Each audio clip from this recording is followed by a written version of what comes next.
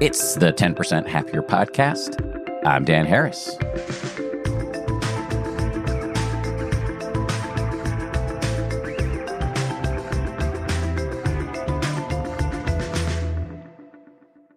Hello, party people. Quick little plug here at the top. I have a couple of live events coming up on November 3rd. I'm doing a thing at the Mile High Church in Lakewood, Colorado, which is right outside of Denver. If you're not in the area, you can watch the live stream. There's a link for in-person and live stream tickets in the show notes. Also, I'm told there are still a handful of tickets available for the live podcast taping we're doing in Boston on September 7th. There's also a link for that in the show notes. Anyway, enough self-promotion. Today, we're talking about one of my favorite subjects. It's a mental skill that is easy and yet unwise to dismiss: self-compassion. There is a notion that is deeply ingrained in our culture that the only way to succeed, or even really to survive, is to liberally apply an internal cattle prod. However, there is plenty of research that strongly suggests that this self-laceration approach simply leads to more anxiety, and that there's actually a better alternative, the aforementioned self-compassion. And my guest today has been at the forefront of this research. Kristin Neff has empirically demonstrated the value of self-compassion. She's shown that it doesn't have to lead to passivity, self-absorption, or cheesiness. And as you will hear, she has practiced what she preaches in extremely difficult circumstances in her own life. She's a big part of the reason why I've been doing self-compassion. I like to think of it as a kryptonite for my inner critic. This episode, I should say, is the first installment of a new feature that we're calling Deep Cuts, where you, the listener, get to choose your favorite TPH episode from the archives. It's very simple. Just give us a call, leave us a voicemail that includes the episode you want to hear and why.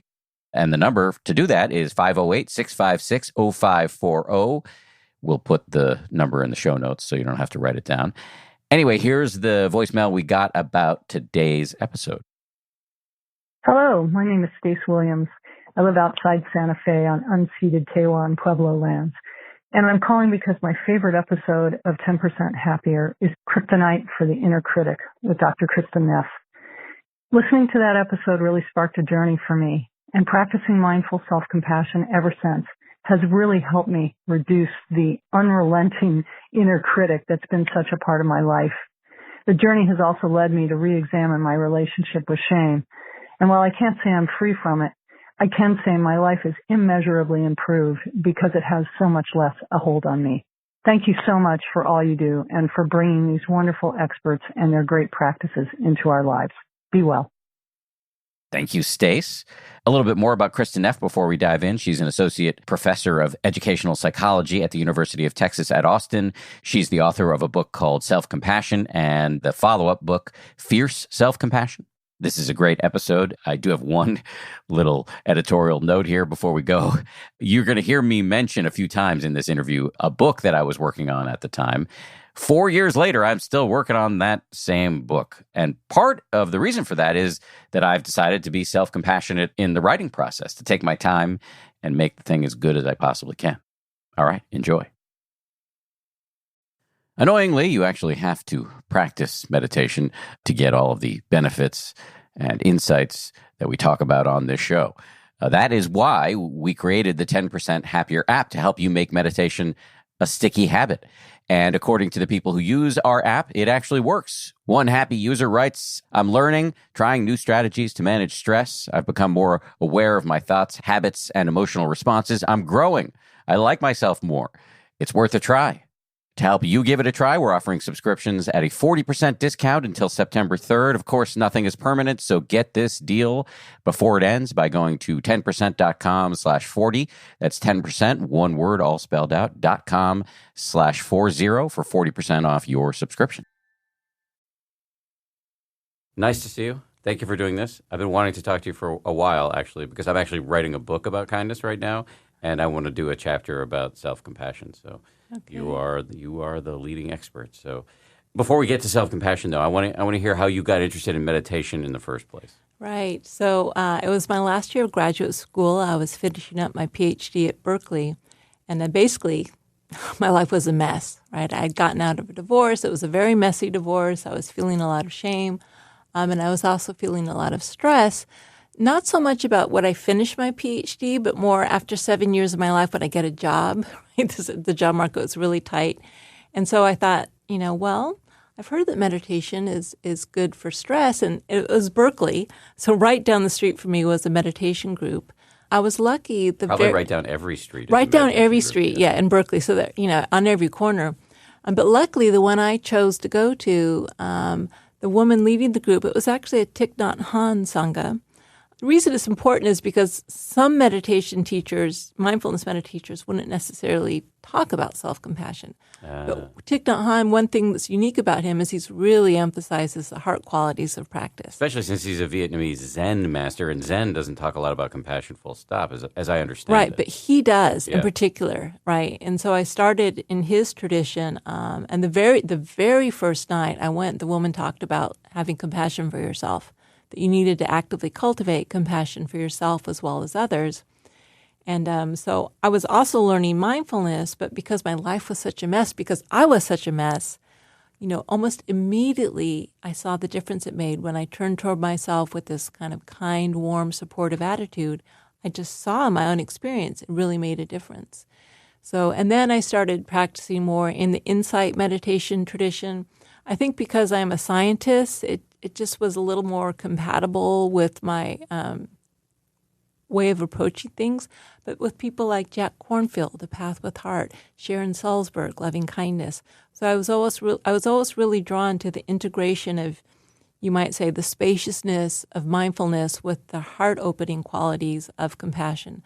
And I was fortunate because it was there at my practice from the very beginning, and that was about 20 years ago. And let me just jump in and define terms for people, because some people, I just never know. We have a lot of experienced meditators who listen, but for new folks who are coming every week. So once you start to meditate, there are lots of ways to meditate. There are lots of ways to meditate. And within Buddhism, there are, I would say, at least two big skills we're trying to teach. Yeah. One is mindfulness, which is, put simply, the ability not to be yanked around by your emotions. Yes, like that. Yeah. The other is compassion, or if you're afraid, as I am, of gooey words, you can just retranslate that into friendliness. Just kind of a cooler, calmer, nicer attitude toward external and internal phenomena. Although, can I replace the word cooler with warmer? Sure. Yes. Better. I mean cool as I know what you mean. Cool I know what you mean. Yeah. But fair enough. So it sounds like you pivoted from the initial Zen tradition into what's known as the Insight tradition, which is just another form of Buddhist meditation. It's actually the school I've trained in, and you stumbled upon teachers like Jack Kornfield, Sharon Salzberg, both of whom have written a lot about mindfulness. Yes. Again, just being able to be non-judgmentally aware of stuff, and compassion, which is adding in the not just non-judgmentally aware, but having a certain element of warmth in the awareness. Right. And so the mindfulness is aimed at holding experience in a non-judgmental manner. So the compassion is aimed at holding the experiencer in a friendly manner. And so they have slightly different targets. And so both need to be practiced. That can actually almost appear to conflict sometimes, because you accept your experience as it is, including the fact that it's painful, at the same time that you're wishing yourself well and you want to help. And so it almost forms a bit of a paradox. Actually, one of the sayings we like to say is, we give ourselves compassion not to feel better, but because we feel bad. So you have to allow the experience to be as it is at the same time as toward the experiencer, because you're friendly, because you care, you do what you can to help. So one paradox is, let me see if I can restate that. And I'm also thinking that there may be yet another paradox. Probably.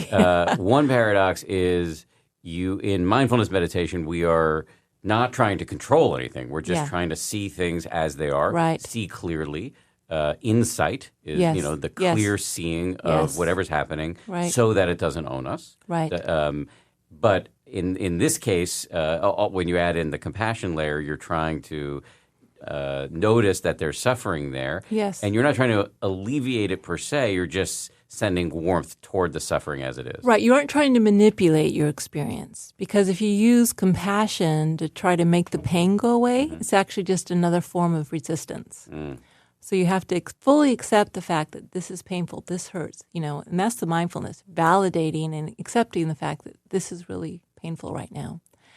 And at the same time, we give ourselves warmth and kindness. I'm so sorry, it's so painful. Is there anything I can do to help and support myself in this moment? Right? And so they're targeted kind of at two different targets, so they have to be both held together. And they say compassion and wisdom, they're two wings of a bird. We need both wings. We need to tend toward ourselves at the same time we accept our experience. All right. Well, I was just going to ask you how we do this, Yes. because I think most of the listeners will understand basic mindfulness meditation. We often pick the breath as our object. We sit and try to feel the breath. Every time we get distracted, which will happen a million times, we start again. Compassion meditation or self-compassion meditation involves a little bit more kind of discursive thinking, or not discursive thinking, targeted thinking, where you are sending well wishes toward yourself. And you did this little thing where you said, I'm so sorry you're feeling this way. Is there anything I can do? And that for me, as a typical Western raised in a patriarchal system guy, I think I'm not going to say that to myself. Right. Do I have to do that? You don't have to do it that way. You can give yourself you can do it physically. So what we're doing is there's really two different safety systems. So we're activating the care safety system, because as mammals, when we come out of the womb, the way we feel safe is by connection with other people, right? Connection, love, warmth, that's what allows us to feel safe. And so what we're doing is we're kind of intentionally targeting the care system. And you can do it with language, but it's true that language doesn't work for everyone. You can do it with physical touch. So putting your hand on your body in a way that feels supportive. You can just do it with friendliness, like, hey, it's okay. You can call yourself buddy if you want. Whatever works. The language it doesn't really matter what the language is. What matters is the attitude of caring and warmth. And that can be expressed in a lot of ways. But mindfulness, it's not intended to be a standalone practice where it's just about accepting experience completely as it is. The reason we practice is because we want to alleviate suffering. Right? And so ironically, when we practice, we have to accept what's happening, because if we don't, it's going to make things worse. But at the same time, it's really helpful. So for instance, there's some research that shows if you teach people some self-compassion before they learn mindfulness meditation, they're more likely to stick with it. Because what happens is, the mind starts saying, oh, I can't do this, I'm so bad at this, and it starts judging, we start judging ourselves. And although it is, we want to accept that and just see them as thoughts, it really makes a difference if you give yourself some kindness. Oh, man, that's kind of hard. It's okay. The friendliness, the warmth, the human connection. And I know people get confused because it's self-compassion, but compassion is inherently connected. The word compassion in the Latin means to suffer with. And so when you give yourself compassion, it's not really aimed at yourself. It's just opening up. You're actually becoming less self-ish, or your focus is less on the self, and just remembering that all people are imperfect. All people suffer. It's not just me. And that's where some of the feelings of connectedness come. So connectedness and kindness and mindfulness, those three components, at least the way I think about it, make up the experience of compassion. I want to get back to literally how we do this, because because that's what I've been spending the last 10 years doing. and I can't imagine myself giving myself a hug. So, but before we go there, I just want to get back to because I said earlier that there was a second paradox, and you just touched on it, which is in mindfulness meditation, especially in the Buddhist tradition, one of the goals they hold out, which is very confusing for people, is that you will ultimately see through the illusion of the self. Absolutely, And yet here you are talking about self-compassion. Yes, that's right. And so it's confusing. So, for instance, I was talking to one a Buddhist teacher who said, who didn't even bat an eye, and he said, oh, you just mean inner compassion.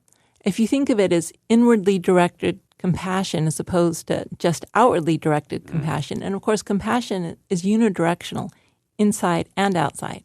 Then it makes sense. The word self is like a heuristic, but you don't need an actual sense of separate self to give yourself inner compassion. Does anybody outside of academia use the word heuristic? I mean, I love the word. It's great. I don't, probably not. Basically, it's an intellectual concept. It's a useful. I think of it as it's useful. It's a useful tool. We don't have to take it very seriously. I just want to congratulate you for, I think, being the first person on nearly 200 episodes to use the word heuristic. No, it's great. I'm not even teasing you. I think it's awesome. Anyway, but yeah, there are a lot of paradoxes. But, so going back to, and I'm really glad you're bringing this up because in a way, one of the big blocks, especially for men, to practicing self-compassion, and which is a shame because we know from the research it's one of the most powerful sources of strength, coping, and resilience we have available to us. One of the blocks, especially for men, is it goes against gender roles. It seems too feminine. It seems weak. It seems flowery, right? Or like just uncomfortable. Uncomfortable, yeah, because men especially are socialized against expressing this type of warmth and tenderness. Even outwardly. Even outwardly, yeah. And even outwardly, but especially when you add the word self. I mean, isn't Self a woman's magazine, for goodness sake, right? I don't know that I thought that, but I mean, I have a 4-year-old. It's the first time, our first and only child. I'm really tender with him, although I also like roughhouse with him and, bite his fat thighs and all that stuff. But that's the first time in my life, other than maybe with cats or something, and dogs, that I've been really tender, and probably with cats and dogs, but nobody's looking. And the idea, the proposition that you have already articulated here, that I should say these super warm things that I've never probably, other than to my son, said out loud, or to hug myself. It's just hard. It's uncomfortable. Yeah. Well, I buy it, but it's uncomfortable. Yeah, it is. And you don't have. And again, you find ways of doing it that are more comfortable. For instance, so the UT, I work at University of Texas at Austin, and so the Longhorn men's basketball team asked me to come in and give the guys a training. How'd that go? Great, because I didn't use the word self-compassion once because it's triggering. The word's nothing special about the word. I talked about inner resilience and inner strength training, and so basically, when you're out there, when you're playing, what mental voice do you want in your head? Do you want a coach who's saying, you suck, you can't do it, you're crap, you should be ashamed of yourself, I can't believe you messed that shot? Or do you want a coach that's saying, hey, it's okay, this is maybe what went wrong, we can work, we can do this, I'm here, I'm supportive? So kind of an encouraging, supportive, kind voice. It doesn't have to take a particular form. The form the kindness takes depends on what you need. And maybe what you need is not a hug. Maybe that's not going to be helpful for you. But maybe you need, just kind of a little encouragement or a little understanding or just a little sense of acceptance, right? And so people find their own way into self-compassion. But the goal is just to be a supportive, kind, encouraging, helpful, beneficial, friendly presence, right? And so if the word friendliness works for you, that works for me. So for instance, in our training program for teens, we call it making friends with yourself. And so you can absolutely use that metaphor, and you can think, what would you say to a friend? So the types of things, let's say you had a friend, maybe one of your buddies come to you and say, Dan, I'm really so upset this is happening, or I got a cancer diagnosis or something like that. What types of things would you say to support your friend? Because that's the language that probably works for you. Then you can try to use that type of language with yourself. The language itself is not important. What's important is this feeling of support, encouragement, and kindness. What if I don't like myself? Right. So, and in a way, this is what self-compassion is exactly designed to address. I mean, it's helpful for everyone, but many people internalize these ideas that I'm not good enough, I'm flawed, or maybe you were rejected by your parents. So first of all, what the first thing self-compassion does is tune into the pain of that. Wow, that's hard, right? If you don't like yourself. And it's not about saying, it's not self-esteem. Self-esteem is I judge myself positively or I judge myself negatively. Or compared to other people, too. And also compared to other people. And self-esteem is really contingent. It's dependent on success. If you don't succeed, your self-esteem deserts you. It's a fair weather friend. Mm. So self-compassion, this kind of more unconditionally friendly attitude, just says, hey, everyone's imperfect. That's part of the human experience. Well, one thing we like to say is the goal of practice is simply to become a compassionate mess. You're still a mess. You do what you can, but you're a human. So by definition, you're going to be a mess. but can you hold that mess with kindness, with friendliness?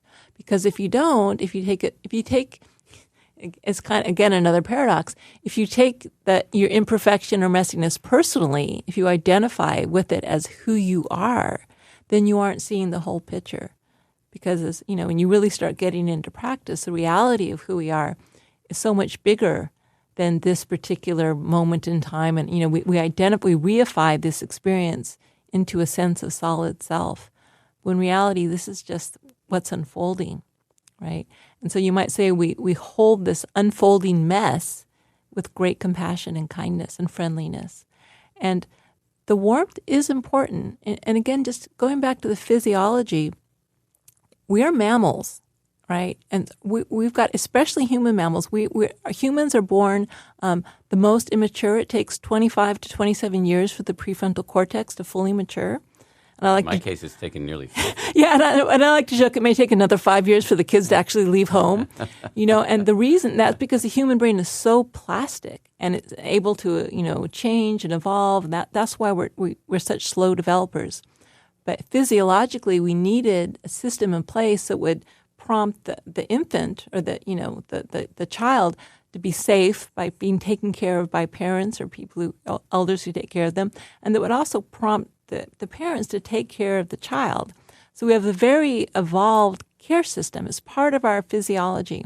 And so what we know, again, from the science is when you're kind to yourself, when you're friendly towards yourself, touch is one way to do it, but other ways to do it as well.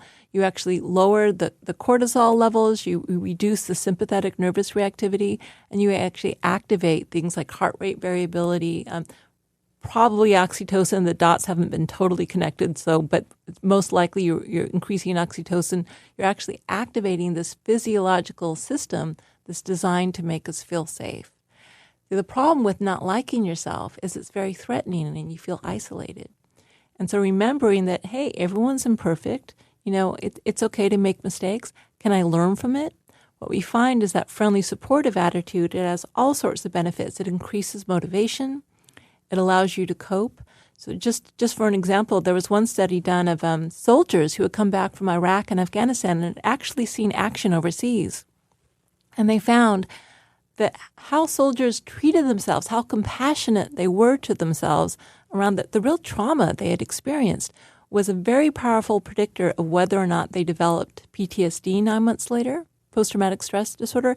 And in fact, it was more powerful than how much action they had seen. So more important than what you experience in life is how you relate to yourself in the midst of that experience when it's really traumatic or difficult.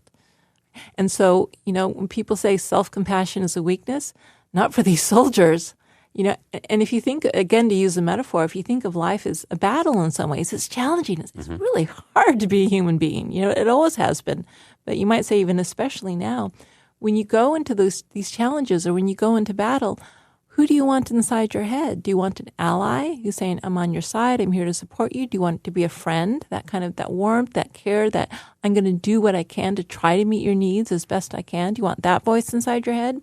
Or do you want a voice that shames you and says you aren't good enough and you aren't as good as this other person, and kind of a very defeatist voice and strong self-criticism? People think it makes them stronger. It actually doesn't. You're actually pulling out the rug from underneath yourself. Now, again, that doesn't mean it's like Stuart Smiley. I'm great. I'm wonderful. Yeah, no, what you're saying is I acknowledge I'm a flawed human being. Everyone is a flawed human being. I'm going to try to be as friendly and supportive as I can. I'm going to try to learn from my mistakes. As opposed to taking my mistakes personally, what can I learn from this? And that kind of attitude toward learning and growth actually is a very powerful way to actually succeed and be more motivated. So it makes you more strong, not weaker. It makes you more motivated, not less. It actually allows you to feel more connected, not more isolated, right? A lot of people have misconceptions about self-compassion, that it's leads to self-pity or self-indulgence. They're all completely the opposite. So it's the entire practice, in a weird way, is paradoxical. I just was taking some notes here because I realized there are about 6 things I need to follow up on. That's a sign of a good guest, by the way, so I don't say that to criticize. I know I've been promising the listener that we'll dive into the nitty-gritty of how to actually do this thing. But, Yes. But you've raised a couple of things that I do think we need to chase down. You talked about Stuart Smalley. Yes. That is a character from Saturday Night Live played by the now, I guess, former senator, resigned under a cloud, Al Franken from Minnesota. Back in his acting comedian days, he was on SNL, and he played a character named Stuart Smalley, would look in the mirror and say something like, I'm good enough, I'm smart enough, and doggone it, people like me. Yes. So that is not what you're talking about. That's here. right. Yeah, it's not positive thinking. It's not about judgments or evaluations at all. It's just, I'm a human being. I'm flawed. I'm imperfect. I'm trying to learn and grow. I'm doing the best I can. And it's really about a supportive, friendly attitude toward oneself. And that support is a tremendous source of strength, coping, and resilience. And it's one that, it's really kind of, it makes me a bit sad that in our society we don't utilize this strength. We don't realize that we can actually give ourselves a lot of the support we need. Not completely, we aren't automatons, but we're so reliant on other people to meet our needs, to make us feel loved, to make us feel supported, to make us feel okay. They've got their own stuff going on. They can't always be there for ourselves. Some people like to describe self-compassion as a way of reparenting yourself. So the ideal parents, met your needs consistently. They were warm. They were accepting. They also helped guide you and pointed out where you made mistakes to help you learn and grow and, become the person, hopefully, that would be the ideal person we all want to be. But of course, no one has perfect parents. People who have more supportive, warm, kind, caring parents, they do tend to have more natural self-compassion. They internalize that. And people whose parents weren't warm and supportive, or they have insecure attachment, it's a little harder. You're less self-compassionate. The beautiful thing about this is you can learn it as a skill. This is not just a naturally occurring personality trait. I mean, it is, but it's also a practice. You can actually do this. You can actually cultivate the ability to be kinder and more supportive to yourself, especially when you're struggling. I mean, that's the really exciting thing about self-compassion is there's a lot of research that shows this is actually a trainable skill. It's interesting you talked about the role of your parents. So I had and have very warm and supportive parents, and yet I have a very nasty inner narrator. Right. Maybe because I descended from a long line of depressives and anxious people and alcoholics, et cetera, et cetera. Yeah. And one of the stories I told myself for a long time before getting into meditation was my father has an expression, which is the price of security is insecurity. In other words, we venerate worrying, especially on the Jewish side of my family. And actually, that's not his personal motto. I learned later he made that up to make me feel better about the fact that I was worrying all the time. Okay. And I told myself that any success I was experiencing here in the hallways of ABC News, where I've been for 19 years now, and has traditionally been a very tough place, less so now, but was very, very tough when I first got here, was because I was worrying all the time and had very high standards, et cetera, et cetera. Right. And I think a lot of people tell this story. You addressed this a little bit, but I just want to go back to it. This internal cattle prod that many of us have. Yes. What do you say to folks? And I'm sure you hear the argument all the time. Like, this is the thing that's keeping me afloat. Right. And there's a way in which it is true, right? So for instance, if you have, let's say I like to use this example. Let's say a parent is trying to motivate their child. And so in some ways, we are our own parent and our own child, right? Self to self relating. So there's two ways to motivate a child to do better. So let's say the child comes home with a failing math grade and the parent wants the child to go to college. So you can motivate that child with fear. You can be really harsh. I'm ashamed of you. You're a good-for-nothing loser. I'm going to ground you for 10 months. Now, that will kind of work. The child will probably work harder and study more next time because they're afraid of getting that negative reaction. So it kind of works. But there are a lot of unintended consequences. For instance, performance anxiety. They may be so anxious the next time they take the test, it's actually going to undermine their ability to do peak performance. Fear of failure. You might develop so much fear that you're going to fail and get, your parents' criticism and, grounding or whatever punishment, that you get fear of failure, and then eventually you might give up. So there's another way to motivate that child, and that's with encouragement and support. First of all, hey, I'm so sorry you failed. Ouch, bummer. It's okay. I love you anyway. It doesn't affect my love for you. The bottom line is it's okay. You're human. You fail. But because I care about you and I know you want to go to college, what can I do to help you? How can I support you? Can we look and see your study patterns? Maybe this didn't work out so well. Should we hire in a tutor? I believe in you. How can I support you to reach your goals? So the goals of self-compassionate people are just as high as everyone else's because, of course, you care about yourself. You want to reach your goals. But what happens when you don't meet them? That's the big difference. So, yes, fear, punishment, and kind of in a way, this inner critic is kind of harsh self-punishment. It kind of works, but then it might lead to anxiety, neuroticism, depression, Look at the epidemic of suicide. It has a lot of negative consequences. You can reach the same heights from this kind, encouraging, supportive approach. And also, what we show, what the research shows is when you feel safe because of this kind of bottom line of even if I fail, it's going to be okay, that what we know is, you probably know this, negative emotions narrow our focus and positive emotions broaden our focus. So when you feel safe and you've got the positive emotion of kindness, and we know that compassion actually is a rewarding emotion, it actually allows you to see more possibilities. Maybe you didn't, when you were so threat focused, you didn't see this opportunity. But once you feel safe, I see, maybe there's a completely different way to approach it I didn't even think about. So it allows for more, what they call in, acceptance and commitment therapy, it allows for more psychological flexibility. Which, of course, is going to make you safer because you're having better ideas. Which is going to make you safer, yes. And it's going to help you, So actually, we used to believe that the best way to motivate our children was through harsh corporal punishment. Spare the rod, spoil the child. And we know well now through a lot of research that actually that's not the best way to motivate our children. It works, but it causes so much damage. There's other ways to motivate our children. It doesn't mean you're complacent. It doesn't mean, do whatever you want. That's not healthy. But how do we learn? How do we grow? How do we, recover from our mistakes and do better next time? All in the context of the bottom line is I love you. We actually can learn to do that with ourselves. It does feel weird at first. I'm not going to lie. If you spent your whole life relating to yourself in a particular way, kind of with this harshness, it feels a little strange to be more friendly towards yourself. But you can practice it, and it does get easier with time. And I really encourage people to find their own authentic voice. Again, for you, Dan, I'm not going to suggest you hug yourself. It's not going to work.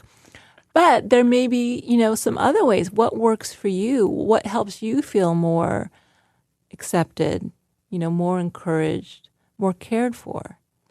And using those pathways in. I was going to tell a story that I don't know if I've told this on the podcast before, so if you've heard this before, I apologize. But about 10, 11 months ago, no, maybe 9 months ago, I can't remember. Anyway, not that long ago, did a retreat. As part of this book that I'm writing about kindness, I did I convinced one of my favorite meditation teachers who has a real focus on compassion and self-compassion. Her name is Spring Washam. Oh, yeah. She wrote a great book. She's a phenomenal human being and has been on the show a couple times. And she and I did a one-on-one compassion retreat. Okay. So this was not just self-compassion, but compassion writ large. Yeah. But obviously self-compassion is a huge focus. Yeah. And so we did. I'd done self-compassion practices before, and compassion practices before, but it was a little bit of like a side interest, not the main dish. And so for 10 days we did nothing but that, and actually filmed a lot of it because we're going to use it in the 10% Happier app. Anyway, at the beginning she was saying, when you're sending compassion to yourself, you put your hand on your heart, and I was like, I love you, Spring, but there's no way I'm doing that. And then by day 5 or 6, there was a moment, and I'm embarrassed to say it was on camera, probably because I think it happened repeatedly, where I noticed something coming up, maybe some of my inner repeated hobgoblins are sort of a rushing sense, an impatience and a suffering that comes from like not wanting to be here right now and looking forward to the next thing. And then also a lot of self-criticism, like, oh, wow, you were just off your game for the last 10 minutes or you have some memory surfaces of me being horrible in some one way. And I actually did say, all right, it's okay. And I felt my hand go to my heart. And what I noticed is actually once all the inner chatter had come down, because I was on retreat and I didn't have a lot to think about, and I was more aware of what was going on, when I felt bad, it actually manifested in the area around my heart. So it actually hurt there. Yes. So anyway, yeah, you're right. I'm not the kind of guy traditionally who would hug himself. And yet here I was on this retreat with my hand on my heart, sending myself well wishes. Right. And I'm reluctant to admit that publicly, but here we are. And I do admit it publicly because I think actually it would be useful for other men who would resist this type of thing. Right. Yeah. The difference between loving kindness and compassion, they're two sides of the same coin. But loving kindness is more general, wishing yourself well, to be happy and peaceful. Compassion is specifically, by definition, aimed at suffering, aimed at pain. So one practice we teach, which is actually very useful, is if you're feeling something difficult, maybe anger or fear or sadness or grief or confusion, to the extent that you can locate it in your body, and that's one of the gifts of mindfulness practice, is the ability to actually physically. Did you see that great new study by Richie Davidson that found that the ability to actually know where the emotion is manifesting in your body? So there's congruence between knowing what you're feeling and where it is in your body, that in and of itself leads to well-being. And it's called interoception? Yeah, well, interoception is actually the ability to feel things in your body, but the ability to feel your difficult emotions as a bodily sensation and track. When I'm more anxious, my body feels this way. Yeah. When I'm, so just track the changes in your body as kind of attuned with your body as a manifestation of your emotions. It's a really useful skill. But anyway, I just will say that for me as a meditator, that happened quickly. Yes. That I just, instead of being fully engulfed and overwhelmed by an emotion, for me, mostly anger or self-pity, I was switching to noticing how it felt. Right. Okay. And so what you can do, if you can just put a hand wherever that emotion is experienced, it might be in your gut, it might be in your throat, it might be in your head, it may be in your heart, it almost doesn't matter. And then so what happens is when you put a warm hand here, again, part of this is just physiology. Just think about it. When babies are born, they have no language. Touch for human beings, there's great research on touch in the care system. Touch is one of the primary access points for compassion, for feeling safe, for feeling cared for. Our whole parasympathetic nervous system is very closely linked to touch. And so, it's sad because, yes, it is touchy-feely. But nonetheless, literally. But as human beings, that's the way we're designed physiologically. Yes. So there are other ways to access it, but it seems a shame to miss out on that really powerful tool just because it feels uncomfortable. Because as human beings, that's the way our bodies and our brains are designed.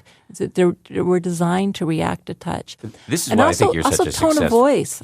I was just going to say, this is why I think you're, hold that thought, but I want to give you a compliment. This is why I think you're such a successful communicator on this, because you do have a style that is a little touchy-feely, but you back it up with so many basic biological and scientific facts that even somebody like me who has such a powerful allergy to that kind of style, I have to listen.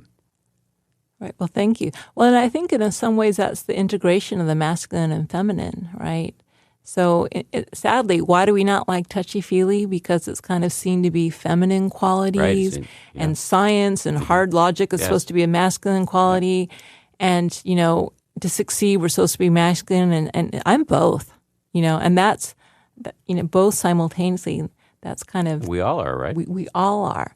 But here's the thing: is men are socialized. They aren't allowed to be in touch with the kind of more warm. I said earlier, I'm kind of referring to this as the yin and yang of self-compassion. There's the receptive, tender side, and there's also the action-oriented, kind of more fierce side. And both are necessary for all human beings. I really work hard to integrate both, to honor both.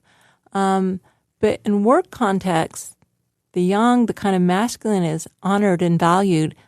The more feminine isn't, and that's a real disadvantage to women. But the way men suffer is because in the relational field, they're socialized not to be in touch with those more tender sides, and that hurts men too.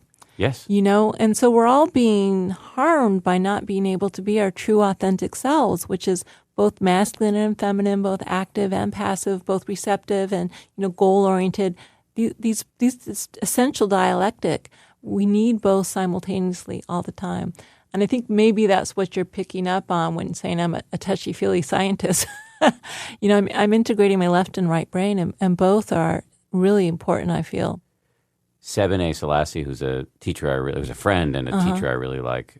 She also teaches a lot on the 10% Happier app. And so she has mentioned something like, you think you're thinking your thoughts. This is a quote she's taken from somebody else, but you think you're thinking your thoughts, but you're actually thinking the culture's thoughts. That's right. And for me, I don't want to think of myself as sexist, because obviously that's one of the worst things you can be in our woke society right now. Yeah. And yet, obviously, this allergy I have to the touchy-feely is sexist in many ways, and we are socialized to be that way. Because the feminine has less power. That's one of the outcomes of patriarchy, is this side of human nature. When it's devalued by patriarchy, it means that, not you, Dan, as a person, but in terms of the larger cultural context, which is operating in you unconsciously. You aren't choosing to be this way. But when you think touchy-feely, what it's triggering is less powerful. If I'm touchy-feely, I am less powerful because I'm moving more toward the feminine where there's less power. And that's damaging to men. Yeah, well, I guess consciously, I'm not thinking that. Consciously, I'm thinking it's just annoying. You aren't consciously doing it. That's what we know about it. And biases are all implicit. They're all unconscious, whether it's about race or gender. Yeah. These things are operating outside of our awareness. And one of the beautiful things about mindfulness is that it does give us more clarity. We've talked about it a lot on this show, and I know it's sort of a little bit off topic for what you've come here to discuss, but bringing into the sunlight, which is a painful process, embarrassing, humiliating, to see, wow, I just reached this snap judgment about somebody based on their pigmentation that's pretty negative, and that's in you. If you can see that, and as you said before, not take it personally, then you're not owned by it, and then you're avoiding many worse mistakes. Yes, exactly. But that's why you also, this is the yin and the yang. The yang kind of gives us the clarity, and it's kind of the slightly more masculine energy. But you also have to be kind to yourself. Yes, you didn't choose to be prejudiced. It's not like I signed up for, I want to be prejudiced. Mm-hmm. This is part of the larger culture. And so you have to be able to hold the pain. And so this dialectic of self-compassion, so the yin energy allows us to kind of be with ourselves in a compassionate way, to kind of validate ourselves, to accept ourselves as we are. It's very powerful. It's especially powerful for dealing with shame. How do you hold shame? Shame drives so much negative behavior, so much destructive behavior. People can't even begin to touch their shame, so they act out. They start shooting people. It's really destructive.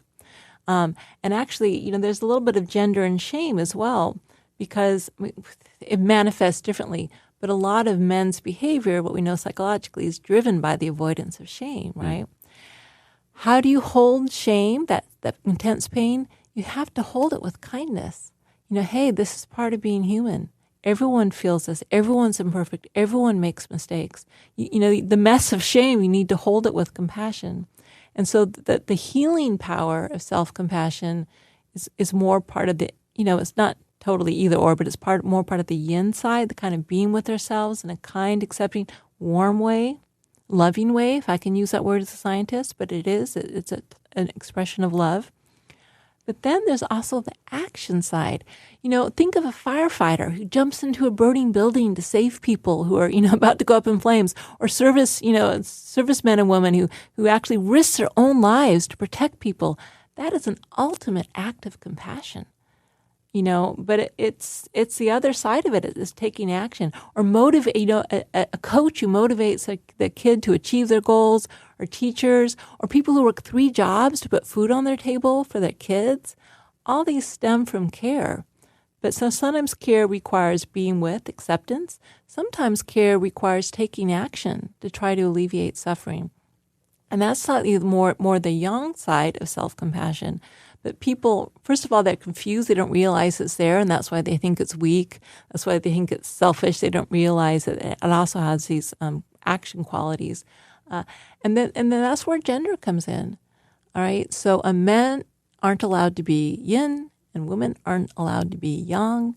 We all need both, so we're kind of both messed up because of it, And so self-compassion is a way to hold all of it. You can hold the pain of things like patriarchy, and I'm sure you don't want to be patriarchal, but you're a white man, and so some of the, again, you didn't choose to be this way, but this is part of the larger culture that's actually encoded in your brain patterns, right? So how do you deal with that? Well, first of all, you have to have a lot of kindness. You have to have a lot of forgiveness. You have to have a lot of acceptance, and you have to be able to touch the pain of it. And I'm sure that my colleague Chris Germer, we were talking about this issue, and he just, as a white male, he broke down and cried because he touched the pain of that. He's such a kind guy, and when he really opened to the pain of his own privilege, it was just, it's really touching. Yeah. But because he developed all these self-compassion practices with me, he was able to hold it. So he didn't have to defend himself. He didn't have to pretend, it's not there. It's not, I don't know, I'm not privileged. He could open to it. And then you have to open to the pain, the yin, hold it with kindness before you can take action, which is the yang, and do something about it. And both are really needed. And the flip side is for women, and I'm a woman, so my next book is actually going to be called Fierce Self-Compassion for Women. It's kind of, I think women really need to cultivate this yang energy. We need to protect ourselves. We need to say no more. We're going to stop subordinating our needs. No, you can't sexually harass me. No, you can't abuse me. No, you can't pay me less. No, it has to be more equal. I'm not just going to give up everything that's valuable to me to meet other people's needs. That socialization, you may call me names, but I'm not going to buy it. Women really need to rise up and claim their power, which has been stripped for them in large part because they aren't allowed to have this more yang energy, and so everyone really needs both. And I think the beautiful thing about compassion is it is both. There's mama and there's mama bear. Right. On this yang or yang or whatever, yang, go with yang, aversion, the sort of fierce self-compassion. I think of my wife, I'll have to ask her permission because it's personal. I watch with her I don't think we've referred to it as struggling with the yang side of self-compassion, but I do watch her struggle with how to draw boundaries with me, with our son, with her bosses. Yeah. And she's really uncomfortable with it. And then sometimes maybe she feels she takes it too far and is overly harsh. And titrating that is really tricky. And I have compassion for that. Yeah. Yeah. And so, I'm similar. So I'm a successful academic. And usually in any male-dominated field, to be successful, you've got to really draw on your yang side, your kind of more masculine and competitive, strong side. We get called names for it. This is the double bind women are in. To succeed, we have to be yang, but we aren't personally liked when we're young. People like us when we're yin, but we can't succeed. And so that's why I just do away with the double bind. I don't care. I'm going to do it anyway. But see, this is the thing. If you use that energy, the drawing boundaries or the protecting yourself or saying, no, I need to meet my needs, if you do it from a place of care, I like to refer to it as it's caring force. You're being forceful, but it's not aggressive. It's not personal. You aren't like blaming people. You're just, the force, that mama bear energy comes from a very pure, loving place of care and kindness. And when you remember that, when you integrate both energies, then it's clean. Then you don't just explode. You can target it as saying, no, that's not okay, but it doesn't mean that you aren't okay, but no, that behavior is not okay. And so when integration is allowed to occur, it just works a lot better. It's also a lot more effective, But we're going to have to confront gender roles in order for both men and women to be able to be our full authentic selves, because there's so much pain in the world, Coming up, Kristin Neff talks about compassion as something you feel in your body, the formal and informal ways of practicing self-compassion, and how to take a self-compassion break.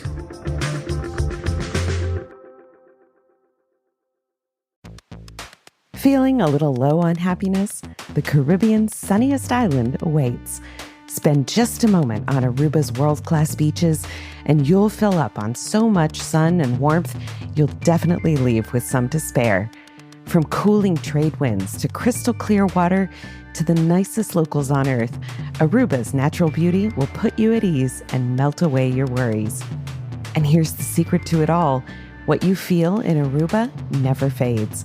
Your trip will end, but the warmth from the island remains inside you, bringing out a lighter, brighter version of yourself. So, if you're looking for an island filled with sun, fun, and some much-needed happiness, Aruba's the place to be. Plan your trip today at aruba.com and discover how Aruba will stay with you.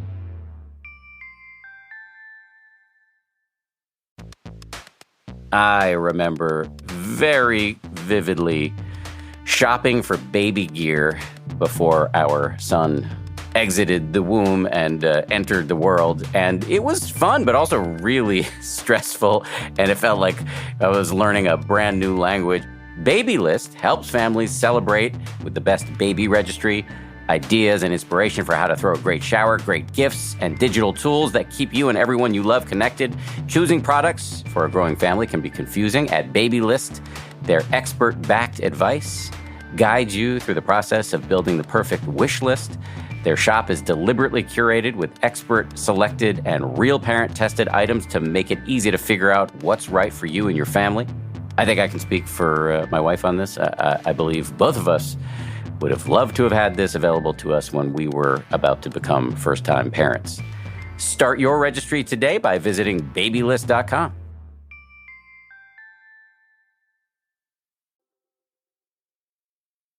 I cut you off and sent us down a tangent. Okay. You were about to say something about tone of voice. Oh, yes. All right. So you've probably interviewed Dr. Keltner from UC Berkeley. He's done some great research on this, showing that basically the triggers of the care system, the triggers of compassion. There are different ones, like touch, we talked about. Touch is a powerful trigger, but tone of voice. So his research shows that around the world, universally, regardless of what culture you go to, there's the same sound of compassion, which is, I'm going to ask you to do it, Dan. What's the sound of compassion? So if I'm talking to my son and he's hurt himself? Yeah. If anyone was hurt, what would you naturally say? Are you okay, dude? No, what's the sound without words? Make a sound. A sound. Ah. Yes. Yeah. There's not a single culture where it's like, woohoo, you're hurt. But so there's a particular sound, and there's some term for it, that kind of up and down. And animals do it too. Yes. It's actually, again, this is part of our physiology. Remember, when we come out of the womb, we don't have language. So those first couple years of life are so important. This is where when our whole attachment system is formed pre-verbally. So what are our communicators that we're safe when we're loved and, cared for? Things like touch and tone of voice. Also, gaze is another one. I mean, there's a little less research on gaze, but tone of voice. So for some people, maybe they don't say particularly harsh things to themselves, but their tone is really cold. So warming up the tone, Internally, for yourself? Internally. You can actually, it's mindful. It's not just what you say, it's how you say it. It's also your body posture. Is your body posture tense? Like, are you being tense and tight with yourself and kind of cold? Or are you being more relaxed and more warm with yourself? And that's why I made the joke earlier that it's about warming things up as opposed to cooling, being more cool. There is something about warmth, And again, this is just our physiology. It's not a mental practice. Compassion is not a mental practice. There is a mental component, but it's really an embodied practice. It's about feeling, You know, often when we teach people self-compassion, we say, see if you can just kind of drop out of your head and your mind and the storyline and just drop into your body, you know. And what we're doing in a way is we're, if you want to be scientific about it, it's the parasympathetic nervous system. We're calming down, our cortisol is reducing, you know, less adrenaline, our heart rate becomes more variable, more flexible, oxytocin is being released. And this is actually an embodied experience. And so that's why I think it's really useful to come to self-compassion, not just through the mind. Yes, the words are important. That's one pathway in. But you can actually approach it as an embodied practice. So, okay, you've now teed me up to finally get to how do we practice. How do you do it, right? So it seemed, I'm guessing, I'm not guessing, based on my experience, there are kind of two ways. One is the formal seated or practice, and the other is free range on the go informal practices. Yeah. And so what we find actually in our research, so we've developed this training program called the Mindful Self-Compassion Program, and we find it doesn't matter which one you do. They're equivalent. They're both effective. So you can sit in meditation. We know that loving kindness meditation increases self-compassion. We have other meditations like using the breath as a way to kind of calm and soothe yourself. Or we actually teach a practice where we tailor the phrases to be a little more aimed at your pain. Because loving kindness, sometimes it can be hard to throw friendly wishes when you're just in a lot of pain. So you can actually, with compassion, you need to turn toward the pain directly and just kind of validate that it hurts, that that type of attitude toward the pain. So you can do that in sitting meditation. But there are a lot of informal practices. So we do teach people to find a touch that feels supportive. Hand on heart works for about 50% of people. About 50% it doesn't. Some people like hands on the solar plexus. Some people like putting a hand on your face. Some people just holding their own hand. I mean, people have to find a way in, the type of touch that works. But that's one way. Learning to speak to yourself in a more friendly and supportive manner. For many people, the best way is to think about, what would I say to a close friend who I really cared about, who was going through the exact same situation I'm in? You know, what would I more naturally say, especially if I was at my most compassionate? What would I say to support them, to help them, to let them know that I cared about them in their time of struggle? So you can use that as a template for yourself. You can also imagine what an ideally compassionate person would say to you, or spiritual figure. You know, when people say, what would Jesus say? In a way, what would Jesus say is a self-compassion practice. You know, can I model my inner dialogue based on what I would imagine someone like Jesus would say? You know, so it can work with religion. It can also be separate from it. Compassionate letter writing. You'll probably like this. There was one study that showed if you wrote a self-compassionate letter for 7 days straight, it reduced depression for 3 months and increased happiness for 6 months.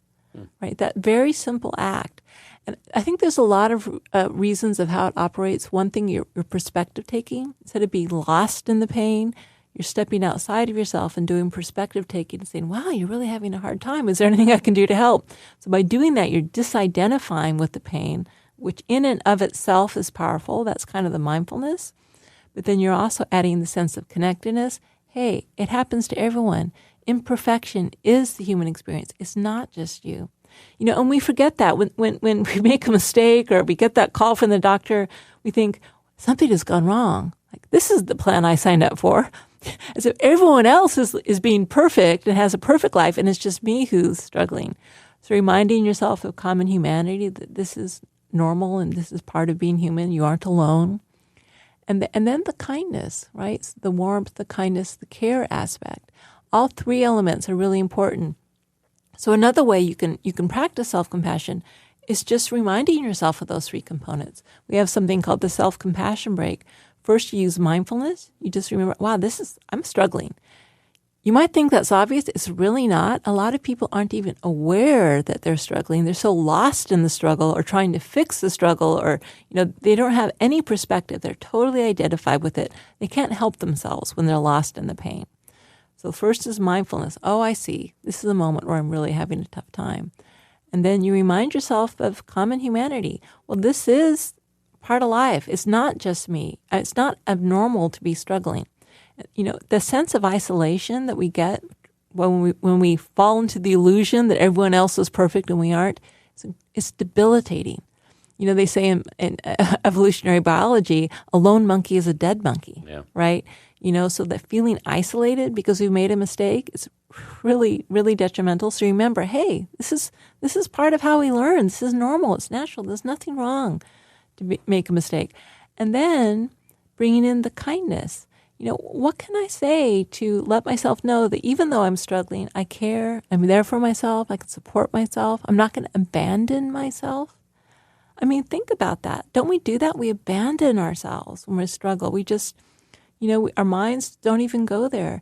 We have this ability when we're in pain to actually give ourselves care, support, and kindness. And we just abandon it. We don't even use it. It's like this, we've got this incredible, powerful tool. All we need to do is remember to use it. And we don't. And so you can just think, well, what would my really good friend say to me right now? Or what would I say to a really good friend right now? Or what would Jesus say? Or whatever, image you have of compassion. Just remembering the kindness. When you put those three together, so, these are the three components of self-compassion in my model, the mindfulness, the common humanity, and the kindness. But if you want to talk about how it feels in a moment of yin self-compassion, it feels like loving, connected presence. You're holding your pain in loving, connected presence, right? Well, sometimes if the pain is because you need to protect yourself, it's different. It feels like fierce, empowered clarity. This is not okay. I'm going to stand together with my brothers and sisters, and I'm going to say no. Me too. Me too, exactly. And so the manifestation of this caring force may vary, but it's all coming from the same place, And mindfulness and compassion are they aren't exactly the same because, again, they have those slightly different targets, but it's part of the same dance. At some point, it's just open heart mind. And when your heart is open and your mind is open, you are connected with everything. Coming up, Kristin talks about how to do self-compassion as part of your meditation practice, using the breath to activate compassion, and how her self-compassion practice has helped her in her own life. Science shows that quality sleep helps improve your mental, emotional, physical, and relationship health. If you find yourself waking up tired, here are some tips to help you sleep your best. Tip 1, to recover from tough workouts, the Sleep Number Smart Bed can help you get the quality sleep you need to recover faster. By contouring to your neck, shoulders, back, and hips, the Sleep Number Smart Bed provides support and even weight distribution for more comfortable sleep. And did you know that 8 out of 10 couples prefer a different mattress firmness than their partner? Sleep Number Smart Beds let you choose your ideal firmness on each side and then automatically respond to your individual movements throughout the night to keep you both sleeping comfortably. Sleep next level. Unlock your unique potential with a smart bed that can perform as well as you. And now don't miss Sleep Number's biggest sale of the year, where all beds are on sale. Save 50% on the Sleep Number limited edition smart bed, plus special financing for a limited time, only at Sleep Number stores or sleepnumber.com. See store for details. Audible lets you enjoy all your audio entertainment in one app. You'll always find the best of what you love or something new to discover. You'll discover thousands of podcasts, from popular favorites to exclusive new series, guided wellness programs, theatrical performances, comedy, and exclusive Audible originals from top celebrities, renowned experts, and exciting new voices in audio.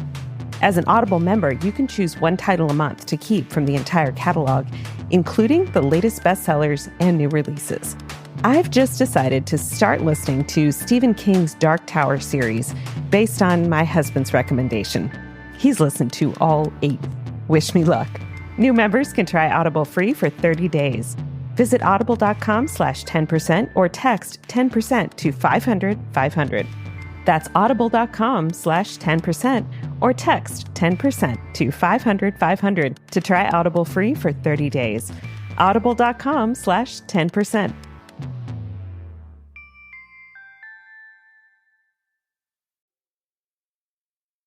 You talked about a lot of approaches we could take, but I'm just wondering for the listener here, many of whom are many, if not all of whom are meditators. Can you describe how we would do self-compassion as part of our meditation practice, which I would only imagine fuels the ability to do it off the cushion? We know meditation is one of the best ways you can actually train your brain and change your neural structure. So it's very powerful. It's not the only way to do it. It's equally important to integrate it in your daily life. But so if you're meditating, so for instance, we teach meditation in the Mindful Self-Compassion program. Some is like what you do when your mind wanders. You can use the wandering mind as an opportunity for self-compassion. So not only do you notice that your mind has wandered, you might actually use that to say, just imagine like your mind is like a little toddler who wandered off. Can you just hold the hand of that toddler, gently bring it back to where it's supposed to be? Of course it wanders. It's just, that's what it does. But I can still be kind to the wandering mind. You can actually use any sort of frustration that occurs in practice. Let's say you fall asleep, you can't focus, you're, whatever, you aren't in that lovely, peaceful state that people like. You can use that as an opportunity to practice compassion. Give yourself some kindness and acceptance, and remember that this is just part of the human experience. So that's one way you can do it. You can also, for instance, the breath can be used to kind of calm the mind and settle the mind as a focus of attention. But there's also a quality to the breath that you can focus in on. The breath itself can be very soothing, very comforting. Paul Gilbert actually talks about the soothing rhythm of the breath. You can actually notice it. It's a strange way in which it's this internal rocking motion that you can rest in. You can allow yourself to be cared for by the breath. So that's another just little slant on it you can use to activate this. Another practice, it's actually my favorite practice, is again using the breath. We imagine that we're breathing, with each in-breath, you're breathing in compassion for yourself. And with each out-breath, you breathe out compassion for others. It's a derivation of the Tibetan Tonglen. But that practice is a little more, it's a beautiful practice, but you breathe in suffering of the world and you transform it and you breathe out compassion. So if your aim is to actually cultivate self-compassion, we find it's actually a little more useful, a little less challenging, to just breathe in for yourself. This is hard for me. Breathe out for others. This is a really good practice for caregivers. We teach it to like doctors and nurses or teachers. It's hard. These jobs are hard. It's hard to care for others. I feel burnt out. I feel overwhelmed. Breathe in compassion for yourself. It's hard to feel this empathic distress. It's hard to do what I do. I feel overwhelmed. I feel burnt out. Breathe in compassion for yourself. Validate your own pain. And then when you breathe out compassion for the person you're caring for. They're struggling too. And the nice thing about breathing compassion in and out is it's very connecting. It's a practice that's very connecting. You can breath in, breath out. You can focus a little more on yourself if your pain's more salient, or focus more on the other if their pain is more salient. But this idea that it's this flow inward and outward, that's why it's a really nice practice. All these meditations I have on my website, people can access. What's the website? Selfcompassion.org. If you Google self-compassion, you'll find me. Nice. We'll also put it in the show notes for listeners. But what about the repetition of phrases like "May I be happy"? Yeah. So loving kindness. We do also teach loving kindness. So again, my colleague Chris Grimmer, I think he's brilliant. He developed a way of helping people find personally meaningful phrases that really help to the things that they need to hear. The standard phrases are fine and they work for a lot of people, but may I be safe, may I be peaceful, may I be healthy, may I live with ease. If you're devastated because you've just lost your son or something like that, it feels kind of a little incongruent to say may I be safe, may I be happy, may I be peaceful, may I live with ease. And it's actually so actually he guides people through an exercise where you actually think, what do I need to hear right now? If I had someone who could whisper in my ear in this moment exactly what I need to hear, what would that be? And then you use that as your phrase. So it's a little more personalized, and also can be a little more targeted toward if what you need to hear is addressing the real pain you're in. Then you can, use may I accept myself as I am, may I support myself, I'm okay. Whatever it is you need to hear, you actually personalize your phrases to touch that directly. So that's one way we kind of work with the loving kindness practice. Well, how has this practice played? I mean, you got interested in self-compassion. There was something that Zen teacher in Berkeley, these many years, said about self-compassion that turned you on and has become your life, your livelihood, your career. Yeah. How has it played out in your life? You mentioned a son. You have a son who has special needs. I mean, how has this all worked for you? Yeah, well, so I talk a lot about my son because he's really my best teacher.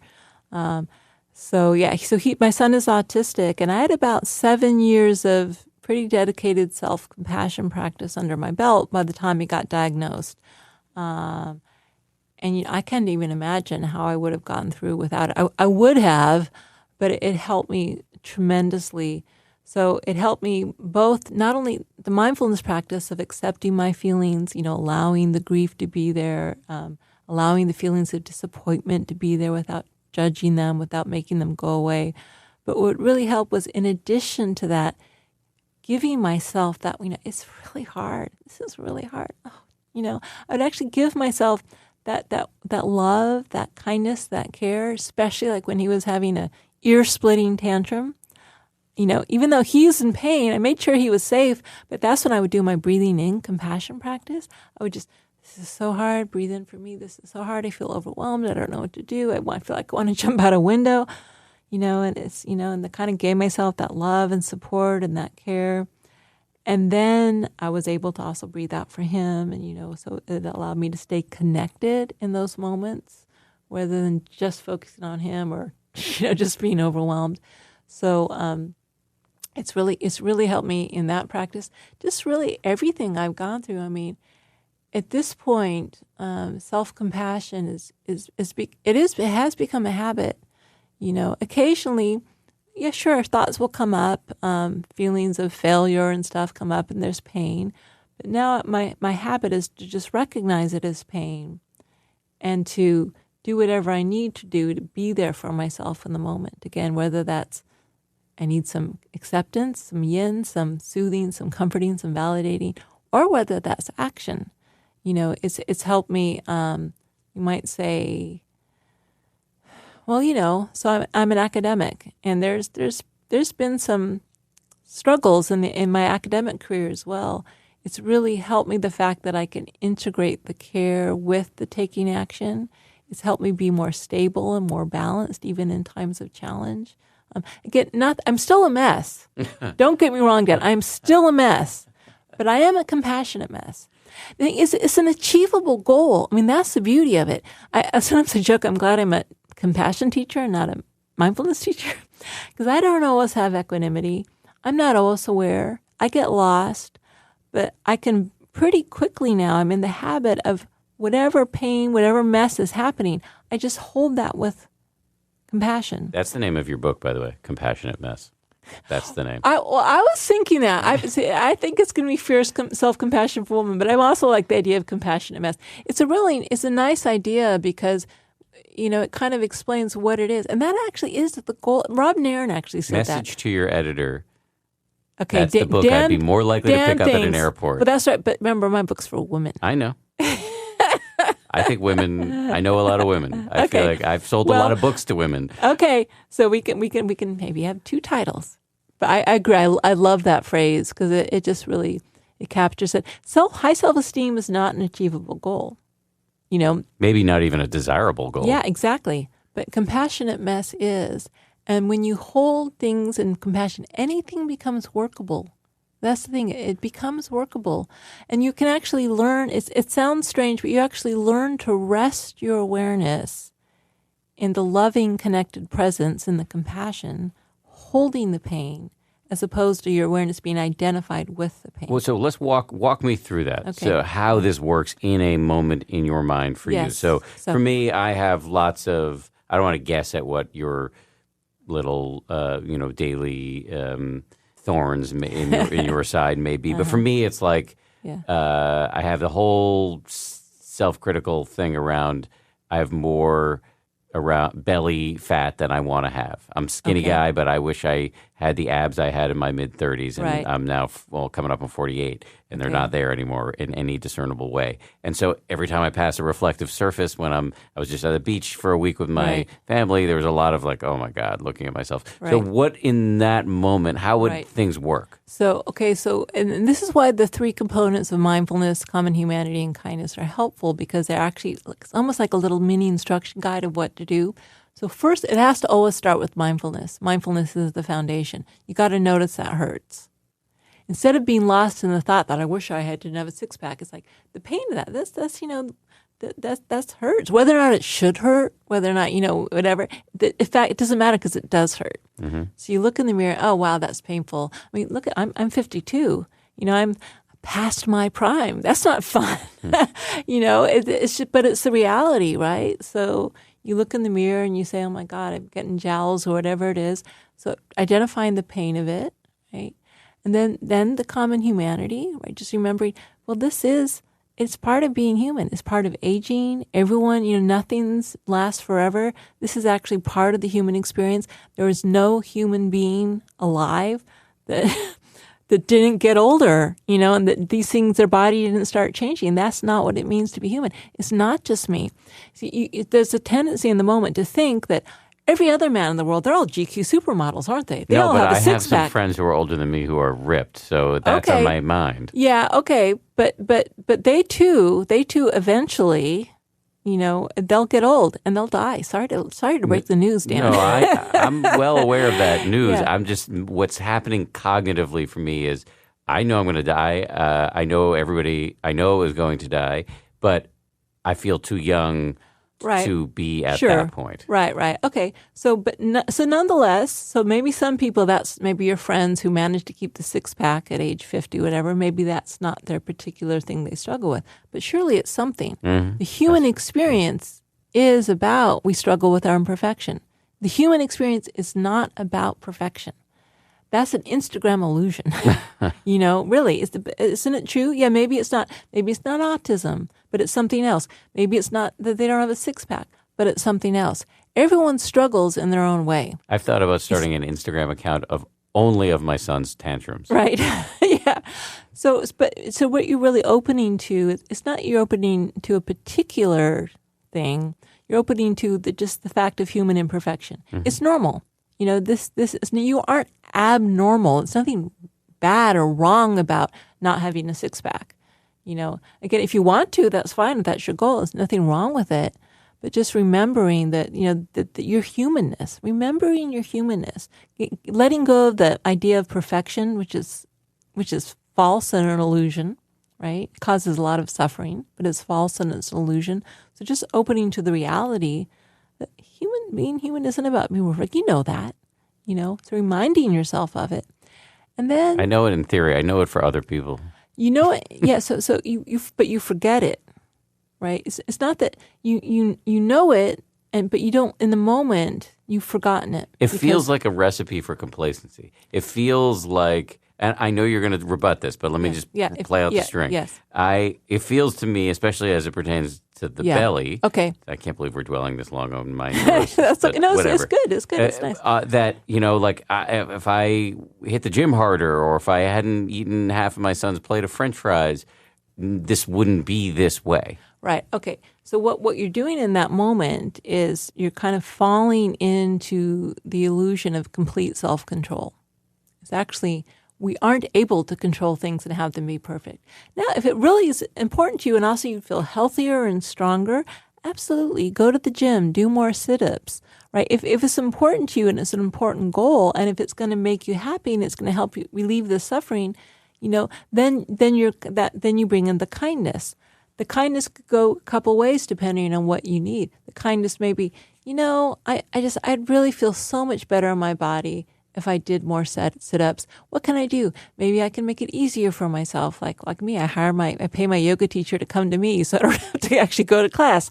If it's important to you and you think it'll help alleviate your suffering or help you be well, you find creative ways, maybe thinking about it differently. What's not working in my routine now, how I can be different. That may be a way you go. It may be at some point that the way you go is, well, I'm just going to accept it. again, it's acceptance or change. It's a matter of wisdom, right? What's the right action to take? And I can't tell you what the wise thing to do.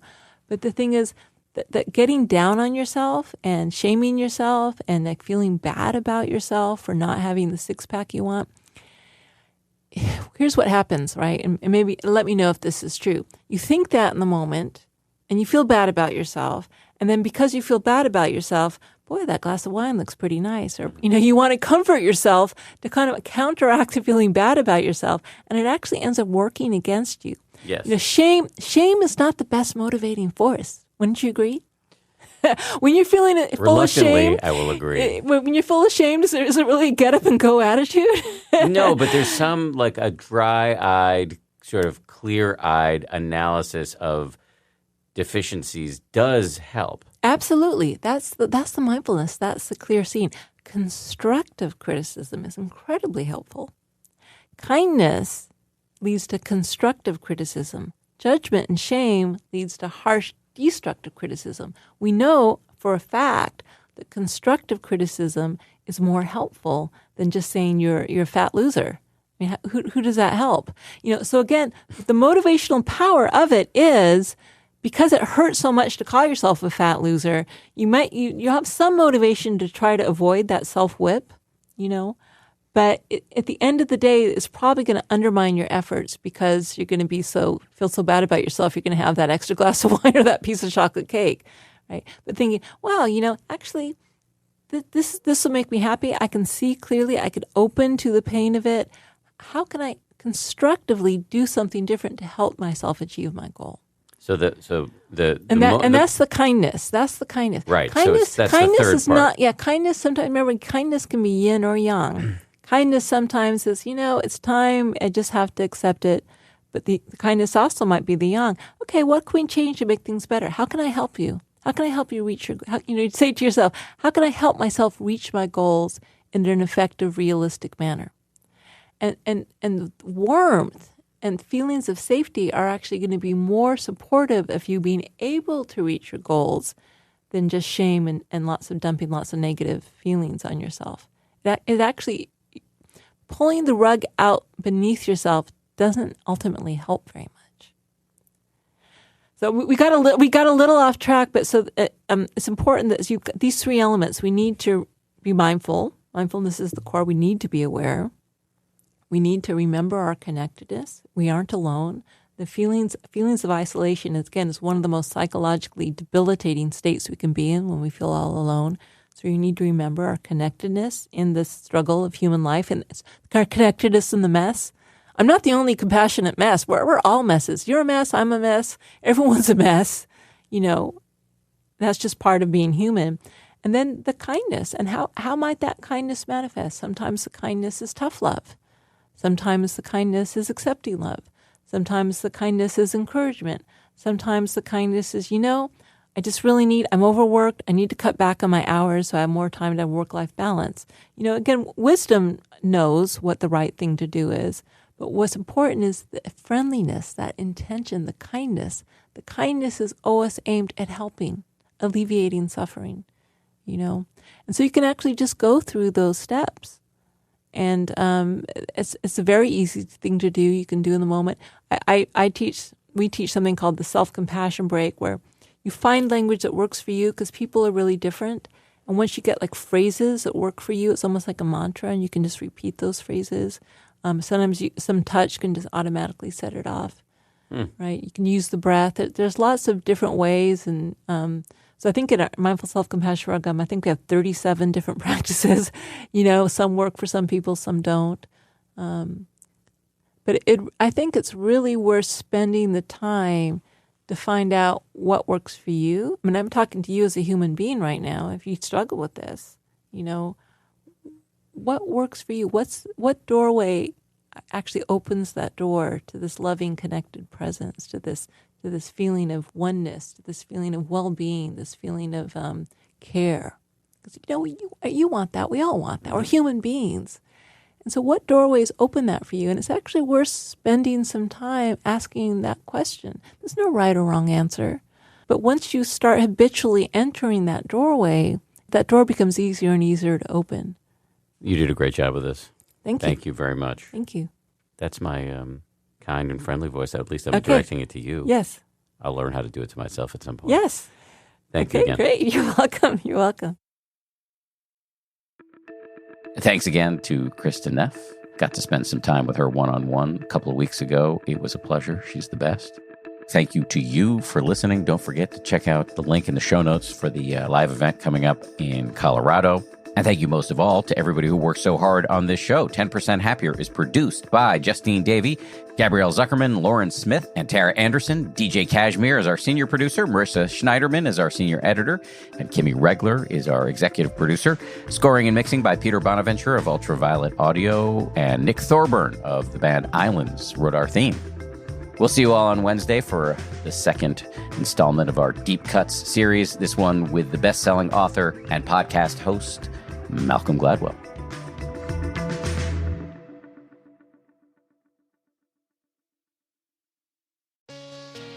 Hey, Prime members. You can listen to 10% Happier early and ad-free on Amazon Music. Download the Amazon Music app today. Or you can listen early and ad-free with Wondery Plus in Apple Podcasts. Before you go, do us a solid and tell us all about yourself by completing a short survey at Wondery.com/survey. In today's world, finding the facts and applying the truth to solve complicated problems is a bold move. Become an actuary and use your math skills to bring predictability to uncertainty. Actuaries are respected professionals and truth tellers valued across the globe. And actuaries are the U.S. News number 22 top-paying career. Explore a great career in a field you love, making a real difference for real people. Find your path. The world needs actuaries more than ever. In the first part of the 20th century, the Hilton family had a lock on the hotel industry by offering upscale service at a modest price. The company was expanding fast and buying up iconic properties across the country, like the Plaza and the Waldorf Astoria. But their unchallenged rise wouldn't last. An ambitious Mormon named J.W. Marriott decides to pivot from restaurants to hospitality, and he's after Hilton's business, developing modern hotels across the world. But both the Hilton and Marriott families will have to contend with their share of drama in finding a successor, while also fighting to stay solvent in a high-stakes business. Hi, I'm David Brown, the host of Wondery's show Business Wars. We go deep into some of the biggest corporate rivalries of all time. In our latest season, Hilton and Marriott are in a race to expand globally and secure the loyalty of fickle customers. Make sure to follow Business Wars wherever you get your podcasts. You can listen ad-free on the Amazon Music or Wondery app.